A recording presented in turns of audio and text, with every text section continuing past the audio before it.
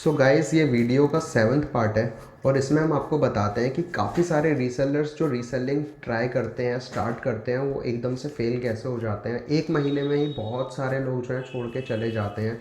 नया स्टार्ट करते हैं बहुत सारी होप्स के साथ, बट लेकिन वो काम नहीं आ पाता और फिर अल्टीमेटली वो सारी चीज़ों को बंद कर देते हैं कि इतनी टेंशन कौन लेगा। ठीक है, तो मैं आपको बताता हूँ कि ऐसा क्यों होता है। ठीक है, तो सबसे पहली बात, अगर हम बात करें कि हाई होप्स ऑफ प्रॉफिट, मतलब प्रॉफिट की ज़्यादा होप मत रखो। देखो, कभी सीज़न डाउन भी होता है, कभी अप भी होता है। तो लेट सपोज भी आजकल की डेट में देखा जाए तो अप डाउन रेगुलर बेसिस पे आ ही रहा है। तो आप कभी ये मत सोचो कि अगर आपको अभी कुछ नहीं हो रहा तो आगे भी कुछ नहीं होगा, या फिर कभी आप ऐसा सोचो कि पहले होता था आज नहीं होता तो आगे भी नहीं होगा। ये अप डाउन्स आते रहते हैं। आप अपनी मेहनत करो, आप अपनी क्रिएटिविटी, आप अपने आर्ट को जो है हमेशा मेंटेन करके रखो।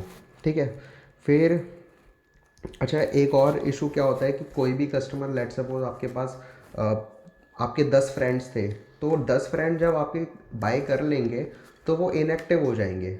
ठीक है, तो 10 जो फ्रेंड्स ने आपके बाय कर लिया तब उनकी नीड्स तो पूरी हो गई, तो वो आपसे फिर तो बाय करेंगे नहीं। ऐसे क्या होता है कि कस्टमर जब आपसे बाय कर लेता है तो फिर वो काफ़ी टाइम के लिए इनएक्टिव हो जाता है। हो सकता है कि वो नेक्स्ट सीज़न में जाके एक्टिव हो, या हो सकता है 2 साल बाद जाके एक्टिव हो। तो आपको अपने बिजनेस का प्रोसेस को ऐसे मेंटेन करना पड़ेगा कि आपके पास रेगुलरली कस्टमर आते रहे। तो उसका सबसे बड़ा जो सोर्स है वो है फेसबुक और इंस्टाग्राम। आप उसमें बार बार ये डालते रहो कि आप हमारे व्हाट्सएप ग्रुप को जो है ज्वाइन करो। तो आप, जैसे हमने आपको रीसेलर बनाया, आप भी आगे फर्दर रीसेलर बना सकते हो किसी को, कि वो आपके ग्रुप में ऐड होके अपना मार्जिन और आगे लगाएंगे। तो इससे क्या होता है कि वो लोग काम करते रहते हैं। आप चाहे काम कभी कम कर रहे हो तो वो लोग तो काम करेंगे ही करेंगे। ठीक है, तो आप ऐसी चेन्स बना के रखो और आप ज़्यादा से ज़्यादा लोगों को जो है एडिशन करो। दूसरी बात ये, कस्टमर सेटिस्फेक्शन बहुत ज़रूरी है। सेटिस्फाई करोगे कस्टमर को तो वो आपके साथ बना रहेगा। ठीक है, फिर उसके अलावा क्या होता है कि रीसेलिंग फेल हो जाती है तो वेंडर जो है मिस्टेक करता है। अब क्या होता है कि वेंडर जो है ना, उनके पास भी बहुत सारी चीज़ें होती हैं और हर वेंडर जो है हर चीज़ में परफेक्ट नहीं हो पाता और कहीं ना कहीं वो गड़बड़ करता ही करता है। तो अगर आप बहुत सारे, इतने सारे इंस्टाग्राम पेजेस देखोगे ना, बहुत कम लोग जो है वो पढ़े लिखे हैं, प्रोफेशनल्स हैं। तो उन लोगों को नहीं पता होता कि डिस्पैच जो है उनको कैसे करना चाहिए, पैकिंग कैसे करनी चाहिए, शिपिंग कैसे करनी चाहिए, और उनको मतलब कैसा प्रोडक्ट दिखाना चाहिए कि कस्टमर सेटिस्फाई हो ना हो। हम तो यही कहते हैं कि मतलब प्रोडक्ट ऐसा सेल करो जो आप अपने घर पे भी यूज़ कर सको। ठीक है, तो वेंडर बहुत सारी मिस्टेक करता है। अगर आपका वेंडर ही ख़राब है तो आप कुछ कितनी भी कोशिश करोगे, हो सकता है कहीं ना कहीं आपका कस्टमर जो है सेटिस्फाई नहीं हो पाए। ठीक है, तो ऐसे वेंडर के पास मत जाओ जो इनएक्टिव हो, जो लेट रिप्लाई करता हो, या फिर वो मतलब चीज़ों से बचता हो या इम्पोलाइट हो। ठीक है, तो वही है कि आप लो प्राइस की तरफ जाने की बजाय आप अच्छी क्वालिटी सर्विस की तरफ ही जाओ। ठीक है, क्योंकि अगर आपकी सर्विस अच्छी होगी वो आपको ही चूज़ करेगा। ठीक है, फिर कभी कभी क्या होता है, इंस्टेंट लॉस हो जाते हैं। कभी कभी ऐसा हो जाता है कि मतलब कस्टमर ने आपको कोई एड्रेस दिया, अब वो एड्रेस नॉट रीचेबल था, पैकेज वापस आ गया, तो शिपिंग लग गई, तो वेंडर क्या करता है, वो आपसे चार्ज कर लेता है। हमारे केस में ऐसा नहीं होता, बट लेकिन ऐसी छोटी छोटी चीज़ें बहुत सारी हो जाती हैं। या कई बार क्या होता है कि एक कस्टमर ने आई शेडो ही मंगवाई और आई शेडो टूट गई, और वो टूटी भी बहुत बुरी तरीके से। ऐसे नहीं कि थोड़ी बहुत टूटी हो, पर वो बहुत बुरी तरीके से टूटी हो। तो उस केस में भी मतलब आप हर चीज़ का प्रोविज़न बना के रखो, डिमोटिवेट मत हो। ये बिज़नेस है और ये लॉसेस भी इसके पार्ट एंड पार्सल्स हैं। ठीक है, तो आप हमेशा प्रोविज़न बना के रखो, और जब तक आप हमसे डील कर रहे हो, ठीक है, आपको कोई ज़्यादा टेंशन लेने की ज़रूरत नहीं है। ऐसा हमारे साथ नहीं होता है कि कोई चीज़ टूटे या फिर कुछ हो, या फिर हम आपको कुछ भी बोलें। ठीक है, फिर उसके बाद मैंने आपको बता दिया कि इनएक्टिव हो जाते हैं कस्टमर्स जब एक बार बाय कर लेते हैं। तो आपका बिज़नेस मॉडल ऐसा होना चाहिए कि नए लोग आपके साथ जुड़ते रहे, जुड़ते रहे, जुड़ते रहे।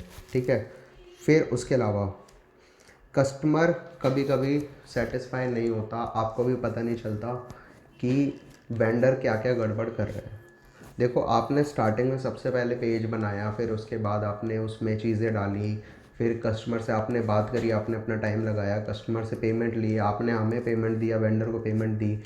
फिर उसके बाद मतलब वेंडर ने डिस्पैच करा, आपने उसकी ट्रैकिंग देखी, ट्रैक करा ऑर्डर को डिलीवर करवाया, ठीक है, आपने सारे काम कर लिए और लास्ट में क्या हुआ कि कस्टमर सेटिस्फाई नहीं हुआ, कि प्रोडक्ट में कोई दिक्कत हो गई या वेंडर ने कोई गड़बड़ कर दी, तो मतलब फिर आपकी पुरानी मेहनत तो वेस्ट हो गई। तो इसका मतलब ये है कि आप जिस भी वेंडर से ले रहे हो तो वो आपका वेंडर बहुत अच्छा होना चाहिए, नहीं तो आपकी सारी मेहनत ख़राब हो जाएगी। हो सकता है कि कोई कस्टमर आपका 5 साल या 4 साल पुराना हो और वो उसके साथ ऐसा हो जाए, तो आप कभी भी उसके साथ इम्पोलाइट मत हो, भले ही आपको अपनी जेब से पे करना पड़े, बट लेकिन आप उस कस्टमर के सेटिस्फेक्शन के लिए आप किसी भी हद तक जाओ, ठीक है, हमारा तो यही कहना है। फिर इसके बाद वेंडर कैसी मिस्टेक्स करते हैं वो मैं बताता हूँ। कि जैसे क्या होता है, फ़ोटोज़ बहुत कम यूज़ करते हैं, मतलब लोग ना दूसरों की फ़ोटोज़ को चुराना बहुत ज़्यादा प्रेफर करते हैं, अपनी फ़ोटोज़ नहीं डालते हैं, अपनी फ़ोटोज़ सेल्फ क्लिक नहीं करते हैं। तो ऐसे वेंडर से आप डील मत करो, क्योंकि क्या होता है कि कंटेनर्स अलग अलग होते हैं, ठीक है, एक ही मस्कारा के अलग अलग कंटेनर्स होंगे, कस्टमर ने जो फ़ोटो में देखा एक्चुअल में उसे वो ना मिले तब भी वो अनसेटिस्फाइड होता है, ठीक है। डिपेंडिंग, वो बात अलग है कि वो चीज़ क्वालिटी में कैसी भी थी, बट लेकिन जो चीज़ देखी उसने वो चीज़ उसको नहीं मिली तब भी वो नॉन सेटिस्फाइड होता है, और फिर वो दूसरे की तलाश में रहता है, वो आपसे बाय करने से अवॉइड करेगा। अगर अगली बार भी ऐसे हुआ तो फिर तो उसके बाद फिर आप भूल ही जाओ, ठीक है। तो फ़ोटोज़ जो है ऐसे वेंडर से ही डील करो जो अपनी फ़ोटो, मतलब अपने प्रोडक्ट की फ़ोटो खुद क्लिक करता हो, दूसरों की ना उठाता हो। फिर दूसरी बात ये कि मार्केट में बहुत कंपटीशन है, तो बहुत सारे लोग जो है लो क्वालिटी के प्रोडक्ट सेल करते हैं, एक ही चीज़ के, एक ही आई शेडो, सेम दिखने वाली आई शेडो के अराउंड 5 से 6 जो है अलग अलग लुक्स आ जाते हैं, जिसमें कि एक नॉर्मल क्वालिटी भी होती है, एक लो क्वालिटी भी होती है, एक हाई भी होती है। तो इस चीज़ का तो कोई तोड़ नहीं है कि क्वालिटी कितनी नीचे जाए, ठीक है, बट लेकिन आपके पास अपने हाथ में सिर्फ और सिर्फ ये है कि आप कस्टमर को सेटिस्फाई करोगे तो वो आपसे बाय करेगा, भले ही आपका प्राइस जितना भी हो।